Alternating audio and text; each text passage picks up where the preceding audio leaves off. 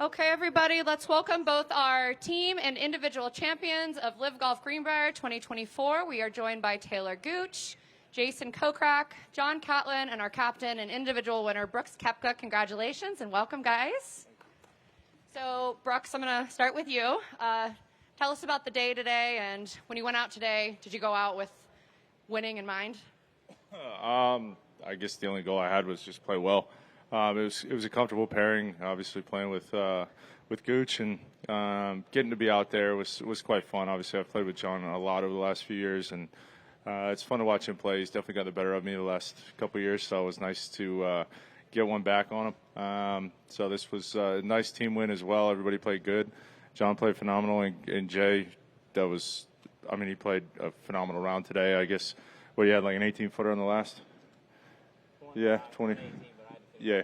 Okay. So, yeah, he had a chance to hop in that playoff as well. So that's what you want to do when you're playing. So you're the first LIV golfer to have 5 individual titles, so congratulations on that. Do you think you're the best player out here? That's a setup question. I'm not going to answer that because I'm sure everybody will tear me apart. But, no, you have to believe you have to believe in yourself and be super confident. So I feel like, this year has not been very good. So it's nice to kind of try to end it on a high note, and obviously we got 2 events left, so we'll just see what we can do. When you were in the media center earlier this week, you were saying that this had not been a great year for you. Does this change things now? No, not at all. 4 majors was pretty disappointing. So I've had, I think, only 2 chances to win. I've won them, but that's not enough. We were just chatting. Out of these 5 wins that you've had, 3 of them have been in a playoff. Can you kind of talk about the playoff that you just had and how that kind of ranks and compares to the other ones that you've been in? Yeah, Pete was probably about 6 holes in a playoff. I think me and Taylor, we went 2, maybe 3.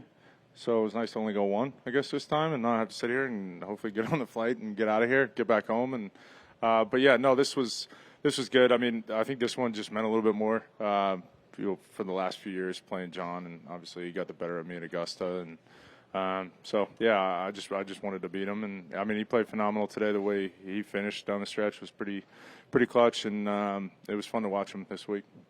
And Jason, you made it to the podium this week as well. You finished 3rd. You had an awesome day out there today. Can you just tell us a little bit about your day today?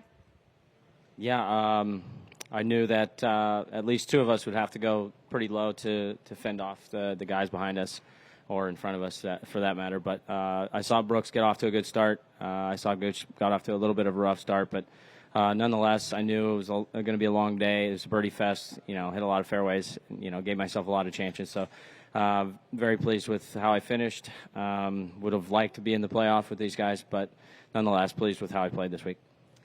And Taylor, welcome back. So this is, you guys for Smash tied the lowest score in LIV Golf history as a team at 53 under. You guys tied with Ripper and Adelaide. What was it about this week, this course, that had you guys all going so low?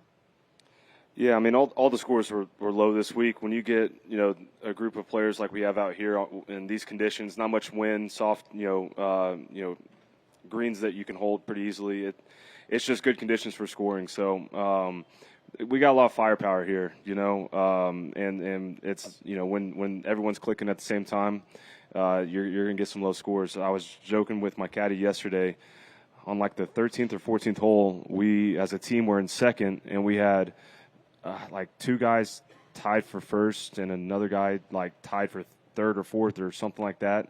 And I was like, that doesn't happen too often. But yeah, when you got guys like this up here, we've got some firepower, and it's nice when we click on the same week. And John, how was your very first podium experience? Yeah, it was pretty cool. That's what you always want to do whenever you tee it up. You want to give yourself a chance to win. And, I didn't play very well yesterday, but I came out to try and give the guys the best chance to win, and I felt like I played pretty solid, and, to be up there was really cool. How gratifying is it to know that your score contributed today to this win? Yeah, it was huge. Thanks to Brooks for giving me the opportunity to play, and I was just happy I could help out, and us being up there was truly special. Great, awesome. I'll open it up to media. Mike. So Brooks, this was your 31st start on LIV, your 5th win. That's like a 16% success rate. I assume even by your lofty standards, that's pretty good. Yeah. I mean, that's pretty good. I wish it would be a lot more. I mean, everybody does. But yeah, just trying to go compete and go win. I mean, like I said, I've only had a chance to win 2 of these, and I've pulled them off. So, the key is actually being a little bit more consistent. You look at John all year; he feels like, I mean, he's had 8 and 9 events, maybe where he's top 6 or has a chance to win on the back 9. So, I think that's what needs to happen for next year. And John, do you feel like this is your 5th start, obviously, in a row? Do you feel like with every start you're kind of auditioning out here for maybe trying to make an impression for a team for next year? I mean, I don't know. I'm just trying to go out there and play as well as I can. You never know what's going to happen in the future. But I would love to be out here. Any opportunity I get, I'm going to take full advantage of it. And I definitely feel more comfortable. So any chance I get, I'll be here. And Jason, can you talk about adding John, a reserve player, and yet you guys still go on and win? It's a pretty good accomplishment, I would think. I mean, Brooks has said this before. It takes 4 of us to win on Sunday, the way things shake out now. So, regardless of him saying he struggled yesterday, he needed to come out here and play well for us to win. So he did that, and we're standing in first place. So can't say anything less about what these guys did up on stage. And Taylor, obviously it wasn't the greatest start today, but you kind of fought back. Did you feel like there was a point where you could really make a push and try to get in there, or were you looking mainly on the back 9 for the team standings? I had an eagle putt on the 12th hole that if I'd made it had gotten me within maybe like 3 with six to go, and I missed that, and that was kind of my last chance to like really get in the thick of it. And then I made a bad bogey a couple holes later. So from there on, it was kind of like team preservation, if you will. But then I saw, I think maybe on the 17th hole, I saw we were up by like 6 or something. And so that's a good feeling to know that, you know what, we're going to have to really screw this up in the last couple holes to not win it. So it was awesome playing with Brooks and Rom today, and hopefully next time I'm there, I'll have a better showing. And Brooks, last question from me. Going into 16, you were up by 2. Obviously, John birdied both those holes. Did you feel like at that point, when you were walking to 16, that he would have had to do something special, or what was your mindset going into that hole? I mean, I pretty much knew that if I got to 20, I thought I would have it. Obviously, 16, I had a good chance, just hit it in the correct spot. It wasn't exactly a good number for me, so just trying to play it to the safety side. And then 17, just kind of thought I hit a good tee shot, just didn't fade. Went in the rough, was trying to hit it right. It just didn't come out very good, and short left isn't exactly the best spot to that pin for a 30-yard chip shot.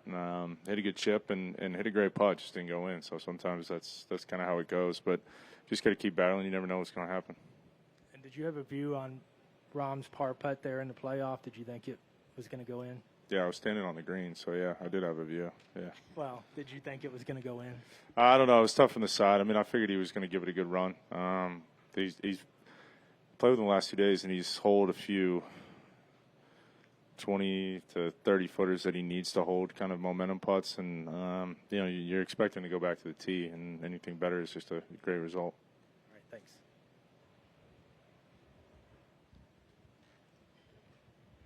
Brooks, your dad has ties to West Virginia. I saw him out there. Does any extra significance whatsoever to have him here and to win in this state? Yeah, no, it's cool to have my dad, my stepmom, and my uncle here, and to do it in front of them was pretty sweet. Yeah, they drove down, I guess, maybe Wednesday or Thursday, something like that. So it's nice to do it with them here, and my dad's going to come home with me tonight, so it'd be fun. We're just ready to get out of here. Really, for anyone, earlier this week, the governor of the state, Jim Justice, talked about how this could be the last time this tournament comes to the Greenbrier. All week, it seems like people say that this is a pretty unique tournament. I mean, somebody shot 60 today, and they're tied for 8th. So would you guys be open to coming back here, and what kind of atmosphere of a tournament does this provide for you guys? It's a good atmosphere. I enjoy playing. Clearly, our team does too. If you look at the results, so look, that's a decision that's not up to me. Wherever they tell me to go play, I'll go play. So we'll see what the future holds, and it's been a good spot. We've enjoyed it the last 2 years. Obviously, with Bryson winning, shooting 58 last year was pretty special. Kind of gave, I guess, a crazy finish, and then this year, a playoff finish. So it's been good finishes this year, or I guess here. So we'll see how it goes. Brooks, on Friday, I asked you if you were thinking about being in the top 3 at all, and you were kind of just saying that, good play will take care of that. Same thing, or now that's more in your mind now with this victory? No, I mean, I still think I'm pretty far out. I don't know. I didn't look at the leaderboard to see where the guys are, but I would say I'd probably have to win to have a chance. John was in second. There's no chance. I'm praying for third, so just go out and go do whatever. See where you end up. I'm not really concerned with it. I'm pretty much out of it from how I look at it, but that's my own fault from the middle of the season, in the beginning. But we'll just go as a team, go play well, and try to climb that team leaderboard and get a good spot, maybe a bye for Dallas. And Jason, on Thursday, you said you were kind of teaching John some of the tricks that you had learned from playing here in the past. Would you say 7 under is those tricks? The putter was cooperating today, so I've played here a bunch of times in the past, and as I said before, John and I see a golf course very similarly. We both hit sort of a draw, so we're going to see different shots, a little bit different than maybe Brooks and Gooch, but nonetheless, I've played here, I want to say at least 8 or 9 times now the past 2 years on LIV, and then before that on the PGA Tour. So nonetheless, been here a bunch of times. So if I could just give a little something to somebody else who hasn't played it before, that was enough. So he played some great golf this week, and we finished in first. So we can't complain. Great. Last question, Taylor. How was Smash celebrating tonight? I don't think we're going to be able to celebrate together tonight. I think we might have to push it off to Chicago.